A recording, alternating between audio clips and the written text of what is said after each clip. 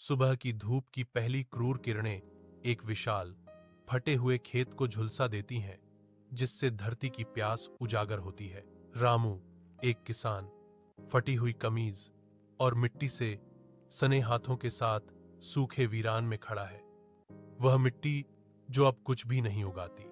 उसके नंगे पैरों में गहरी, दर्दनाक दरारें हैं, जिनमें से हर एक अथक, निष्फल श्रम की एक मौन, दर्दनाक कहानी कहती है। उसकी नजरें मुरझाई हुई फसलों पर पड़ती हैं, आंखें गहरे निराशा और भविष्य के लिए बढ़ती चिंता को दर्शाती हैं। दूर क्षितिज पर उसकी विनम्र झोपड़ी, परिवार का एक नाजुक प्रकाश स्तंभ, उदास क्षितिज के सामने खड़ी है।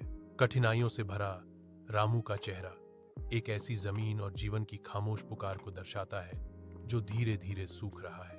रामू की छोटी सी झोपड़ी में एक टिमटिमाता मिट्टी का दीपक लंबी, नाचती हुई परछाइयां डालता है, जो मुश्किल से अल्प स्थान को रोशन कर पाता है। रामू का परिवार हडल बैठा है, उनके चेहरे नीचे झुके हुए हैं, जो उनकी गरीबी के बोझ को दर्शाते हैं। रामू का चेहरा, जो थकान और चिंता से भरा हुआ था, अपने बच्चों से अपने बोझ को छिपाने के लिए संघर्ष कर रहा है।